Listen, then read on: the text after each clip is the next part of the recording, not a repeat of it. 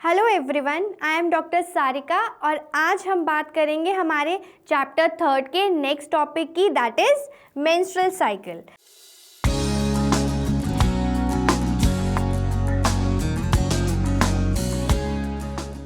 Last video में हमने discuss कर चुके हैं हम ऑलरेडी मेल रिप्रोडक्टिव सिस्टम भी एंड फीमेल रिप्रोडक्टिव सिस्टम भी। तो आज हम स्टार्ट करते हैं मेंस्ट्रुअल साइकिल से। सबसे पहले मेंस्ट्रुअल साइकिल होता क्या है? The reproductive cycle in the female primates like monkeys, apes, human being is called as menstrual cycle, or the cycle of events starting from one menstruation till the next one is called as menstrual cycle. अब ये cycle essential क्यों है? This cycle essential for the production of oocytes, and for the preparation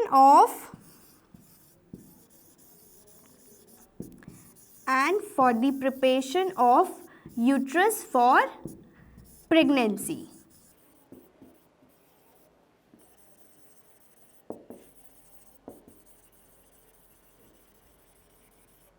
अब ये जो cycle है ये हर 28 to 35 days में आपकी रिपीट होती है, राइट और नॉर्मली क्या होता है कि हमेशा जब ये साइकिल स्टार्ट होती है तो एक साइकिल में आपका सिर्फ एक ही एग रिलीज होता है, ठीक है। सो ये था आपका मेंस्ट्रुअल साइकिल। कुछ टर्म्स है इसमें। पहली टर्म है आपकी मेंस्ट्रुएशन। अब मेंस्ट्रुएशन क्या होता है? Menstruation is the process in which the blood and mucosal tissue It is the process in which the blood and mucosal tissue are regularly discharged in a periodic manner from the lining of the uterus through the vagina. उसको हम बोलते हैं menstruation. अब इसमें आपकी दो condition है, एक तो है मेनार्की और दूसरा है मेनोपॉज। अब मेनार्की क्या होता है? अगर मैं इसकी डेफिनेशन की बात करूँ, so this is the first menstruation for a human female, ठीक है।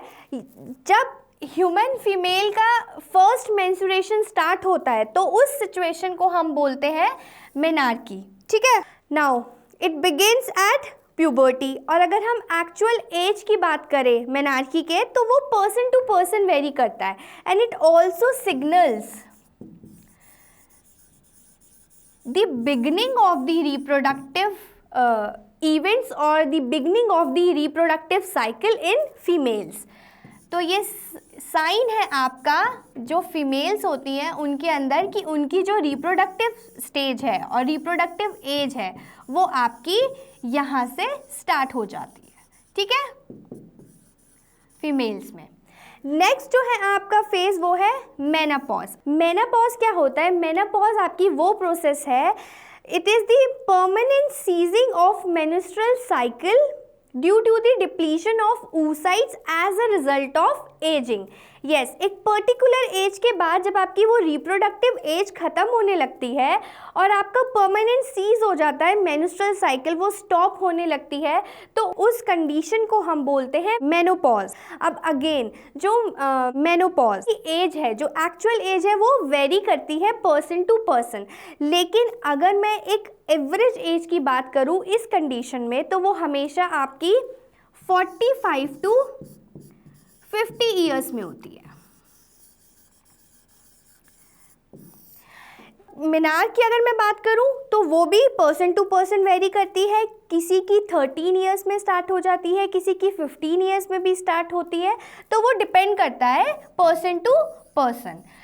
और ये एक वो फेस है जब आपका एक्चुअली में एक फीमेल के अंदर रिप्रोडक्टिव इवेंट स्टार्ट हो जाते हैं, उसको हम मेनार्की बोलते हैं। और जब वो ख़त्म होने वाला होता है वो इवेंट, आपकी वो साइकिल जब आपकी बॉडी में ख़त्म होने वाली होती है तो उस फेज को हम बोलते हैं मेनोपॉज, ठीक है। तो ये था आपका मेंस्ट्रुएशन। नेक्स्ट जो टॉपिक है आपका वो है phases of menstrual cycle. Menstrual cycle follows the 4 phases, right? The first phase is menstrual phase, second is follicular phase, third is ovulatory phase जिसको हम ovulation भी बोलते हैं, और fourth phase is luteal phase. अब एक डायग्राम हम देखते हैं, उसके थ्रू समझते हैं कि ये चारों फेज क्या करते हैं। उसके बाद मैं आपको इन चारों फेज के कुछ पॉइंट्स लिखवा दूंगी सो दैट आपको वो एग्जाम में लिखना इजी हो जाए, ठीक है। तो हम एक डायग्राम से इसको समझने की कोशिश करते हैं। देखो, ये जो लाइन जा रही है आपकी, अगर ये यूटेराइन वॉल है, इसको हम लेते हैं यूटेराइन वॉल। उसके बाद ये जो आपकी है, ये है आपकी ओवेरियन होर्मोन्स, ओवरी होर्मोन्स, ठीक है। उसके बाद ये वाली मैं बात करूँ तो इसके बीच में आपके जितने भी इवेंट्स हैं ओवरी के, वो सारे आएंगे। अब बहुत ध्यान से समझना, इजी है, लेकिन आपको एक डायग्राम में ये चारों फेसेस समझ में आ जाएंगे, ठीक है। अब क्योंकि आपको मालूम है कि जो मेंस्ट्रुअल फेस होता है, फर्स्ट फेस हमारा क्या है मेंस्ट्रुअल साइकिल का, मेंस्ट्रुअल फेस, वो आपका लास्ट होता है 3 to 5 डेज तक का, ठीक है। एक और मैं लाइन ड्रॉ कर देती हूँ जिससे आपको डिफरेंट फेसेस भी समझ में आ जाएंगे। देखो, जो ये वाला फेस है इसको हम मेंस्ट्रुअल फेस बोलते हैं। अब कैसे, कब ये सिचुएशन आती है, कब ये फेस स्टार्ट होता है। अब यहाँ पे देख रहे हो ये वाला, जब एंडोमेट्रियम की जो लाइनिंग होती है, जब वो एंडोमेट्रियम लॉस्ट होने लगता है, एकदम लॉस्ट हो जाता है, तब ये फेज स्टार्ट होता है। 3 to 5 डेज के लिए होता है, ठीक है। अब क्यों होता है एंडोमेट्रियम लॉस्ट, क्योंकि यहाँ पे ये जो रेड कलर की लाइन आप देख रहे हो, ये है प्रोजेस्टेरॉन की लाइन, ये जो ग्रीन कलर की लाइन आप देख रहे हो ये एस्ट्रोजन की। अब एंडोमेट्रियम जब लॉस्ट होता है, उसका रीज़न क्या होता है कि जो प्रोजेस्टेरॉन होता है उसका लेवल एकदम लो होता है यहाँ पे इस फेज के अंदर। तो जब प्रोजेस्टेरॉन का लेवल लो है तो एंडोमेट्रियम आपकी लॉस्ट हो जाती है, ख़त्म हो जाती है, एकदम डिक्रीज हो जाती है, उस लेवल पे आती है। उसको हम बोलते हैं मेंस्ट्रुअल फेज आपका।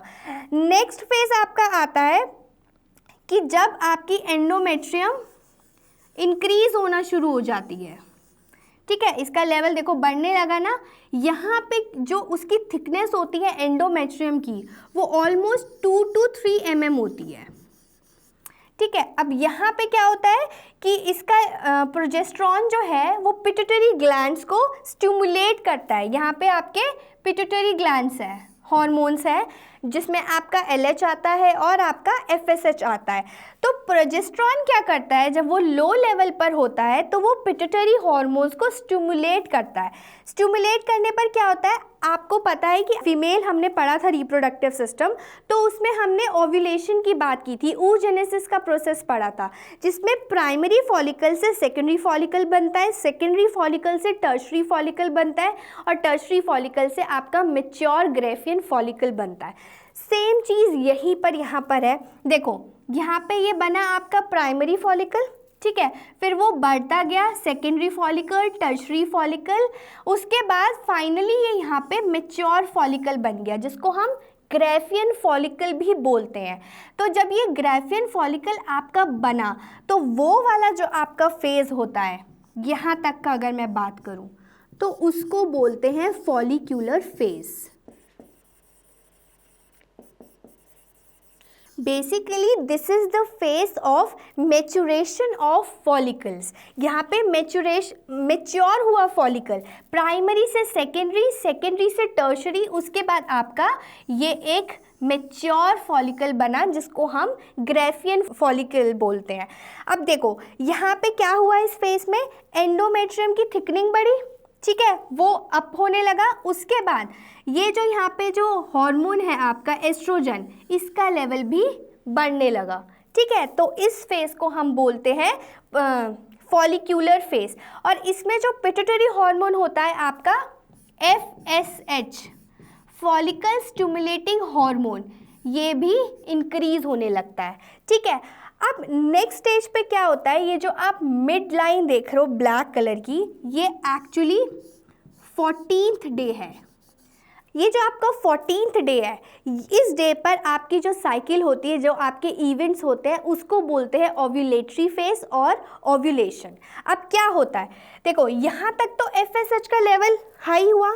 अब FSH जैसे ही हाई होता है, मैक्सिमम होता है, उसके बाद क्या करता है, जो आप पिट्यूटरी हार्मोन, जो दूसरा आपका हार्मोन है, दैट इज ल्यूटिनाइजिंग हार्मोन, वो इसको स्टिमुलेट करता है और FSH का लेवल कम होने लगता है और LH का लेवल बढ़ने लगता है। इस कंडीशन में 14th डे पे, ये जो मिड लाइन है एग्जैक्टली ये वाली, यहाँ पे LH का लेवल जैसे ही बढ़ता है और वो अपने मैक्सिमम लेवल पर जाता है, तो वहाँ पे क्या होता है कि उस लेवल को हम, उस फेज को बोलते हैं ओव्यूलेशन फेज।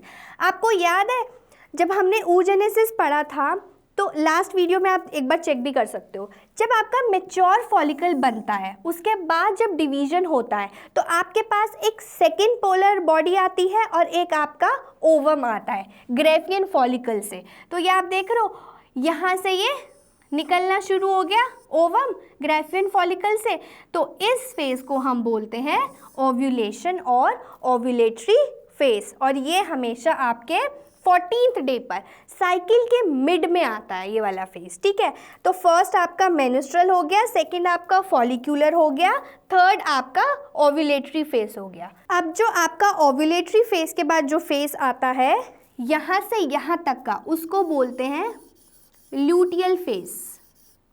अब इसमें क्या होता है, देखो यहाँ पे आपका 14th डे पे ओव्यूलेशन हुआ, ठीक है, आपका ovum Graafian follicle ovum release करता है ओवरी से।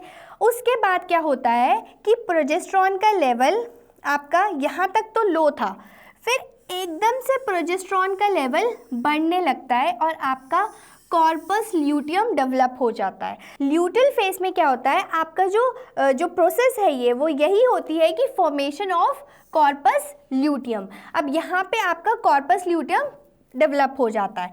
अब देखो, अगर जो फर्टिलाइजेशन हुआ तो कॉर्पस ल्यूटियम रहता है, डेवलप रहता है, ठीक है, ऐसे ही फंक्शन करता है। लेकिन अगर फर्टिलाइजेशन नहीं हो पाया फीमेल की बॉडी में, तो वो क्या करता है, डीजनरेट होना शुरू कर देता है। ये आपका फुल्ली डेवलप्ड है, उसके बाद ये डीजनरेट होने लगा आपका कॉर्पस ल्यूटियम। तो जब डीजनरेट होने लगता है, दैट मीन्स ये साइकिल अगेन यहाँ पर आ जाती है, फिर से उसका मेन्स्ट्रुअल फेज स्टार्ट हो जाता है। तो इस तरीके से ये चारों फेजेस होते हैं। ल्यूटियल फेज में हमेशा आप याद रखना कि कॉर्पस ल्यूटियम आपका डेवलप होता है, और ये जो कॉर्पस ल्यूटियम है कि बहुत ज़्यादा अमाउंट में आपका प्रोजेस्टेरॉन सिक्रीट करता है, ठीक है, तो इसलिए प्रोजेस्टेरॉन का लेवल एकदम इंक्रीज हो जाता है इस केस में, ठीक है, और आपके ल्यूटिनाइजिंग हार्मोन और फॉलिकल स्टिमुलेटिंग हार्मोन का लेवल डिक्रीज होता है। अब जो इस केस में अगर फर्टिलाइजेशन हुआ, तब तो ये डेवलप रहेगा, मैच्योर रहेगा।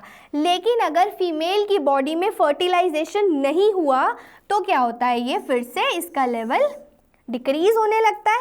अब साइड बाय साइड देखो, ल्यूटियल फेज में यहाँ पे एंडोमेट्रियम की थिकनिंग थी, वो बड़ी थी। दोबारा से नेक्स्ट फेज में क्या होता है, ओव्यूलेटरी फेज के बाद फिर से एंडोमेट्रियम की थिकनिंग और बढ़ जाती है, और ये यहाँ पे लगभग 5 mm की होती है इसकी थिकनिंग, ठीक है। अब अगर आगे फर्टिलाइजेशन हुआ तो ये यही ऐसे ही रहेगा, और अगर नहीं हुआ तो फिर से ये लॉस्ट होने लगता है और एकदम ख़त्म हो जाता है। तो दोबारा से ये साइकिल आपकी स्टार्ट हो जाती है, ठीक है। तो ये था आपका मेन्स्ट्रुअल साइकिल के चारों फेसेस। अब एक एक करके हम कुछ पॉइंट्स इसके नोट करेंगे, जो मैंने यहाँ पर बताया वो हम उसको नोट डाउन करेंगे, ठीक है। अच्छा, एक और पिक्चर है, ये थोड़ी सी फनी है, हम इसको देख लेते हैं। जो हमने वहाँ पे पढ़ा वो वैसा ही है। आपका जब एस्ट्रोजन का जब लेवल सबसे लो था, एकदम लो पर था, ठीक है, यहाँ से आपकी मेंसेस जो ख़त्म हुआ, मेंस्ट्रुअल फेज ख़त्म हुआ, तो क्या होता है कि आपको मैंने बताया कि जो आपका प्रोजेस्टेरॉन होता है वो आपके पिट्यूटरी हार्मोन्स को स्टिमुलेट करता है। यहाँ से इसने पिट्यूटरी हार्मोन्स को स्टिमुलेट किया, तो आपका जो FSH है, फॉलिक्यूल स्टिमुलेटिंग हार्मोन, उसका लेवल बढ़ गया। अब देखो ये कितने खुश हैं, यहाँ से लेवल बढ़ना शुरू हुआ और एस्ट्रोजन का लेवल भी बढ़ गया। अब यहाँ तक तो FSH हाई था, ये दूसरा वाला फेस है आपका जिसको हम फॉलिक्यूलर फेस बोलते हैं।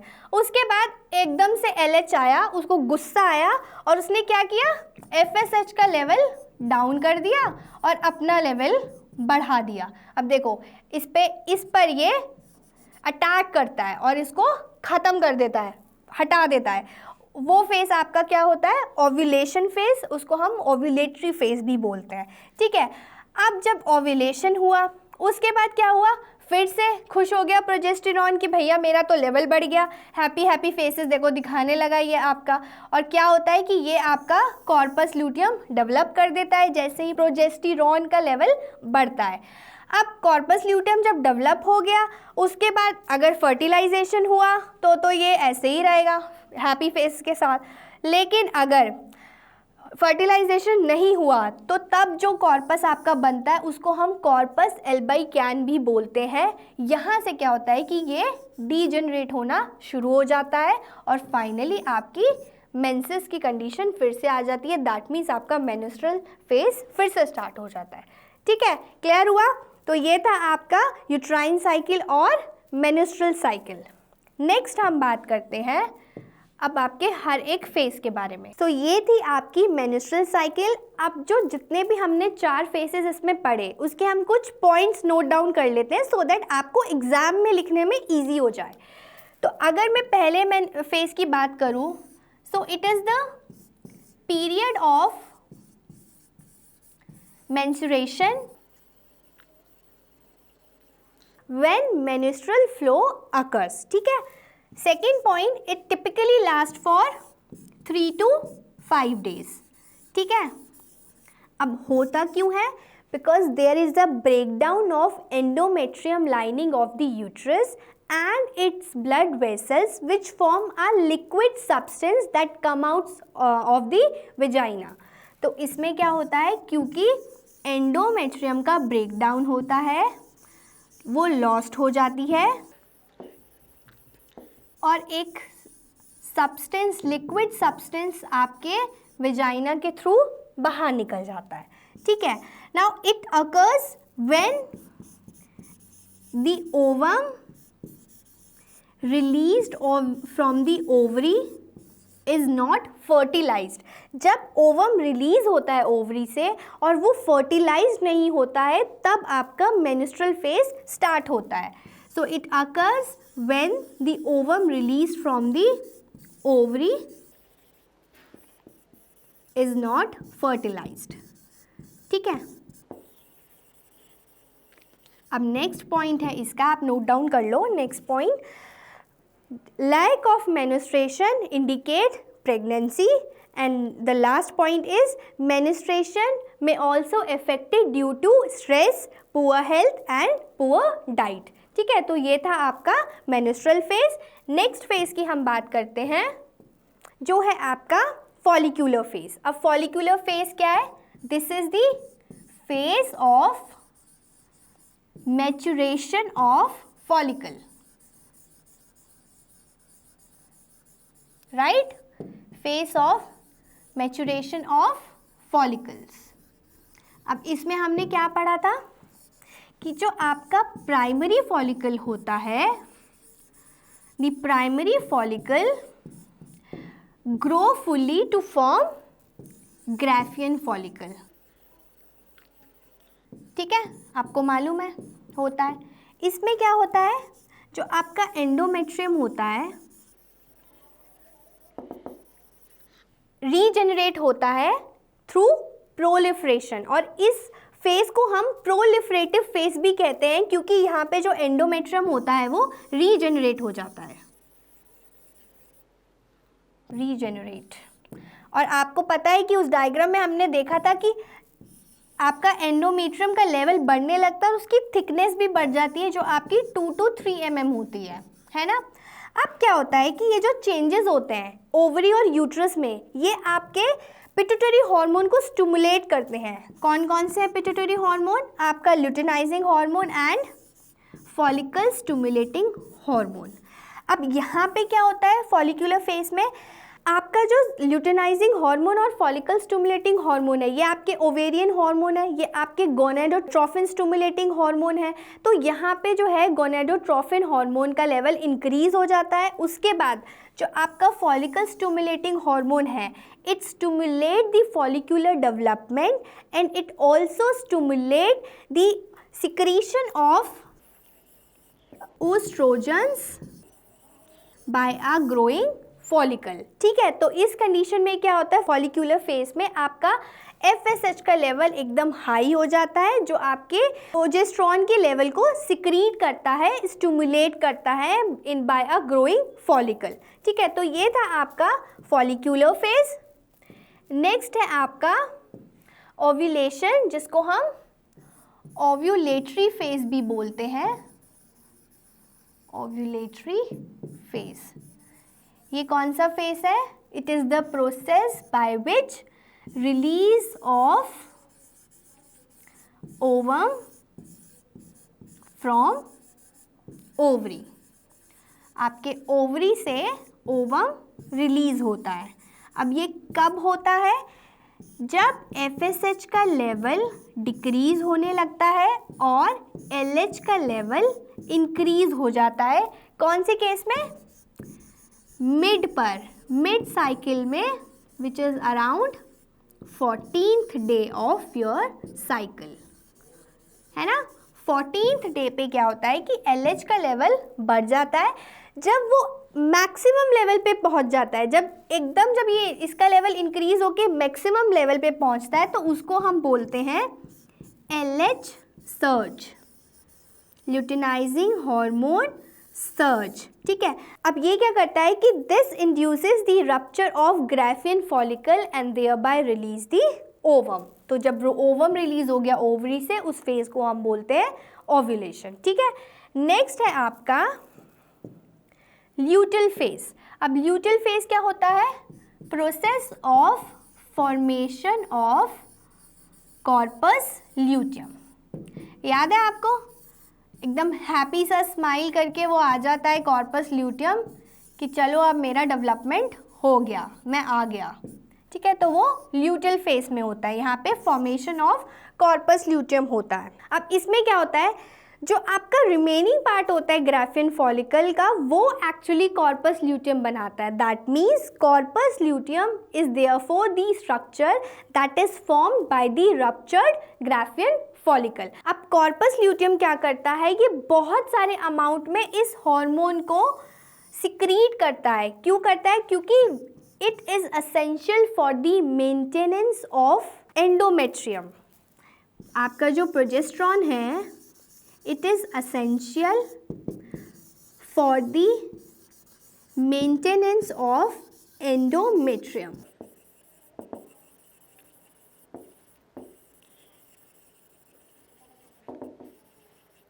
Now, the endometrium is necessary for the implementation of the fertilized ovule and the other events of pregnancy.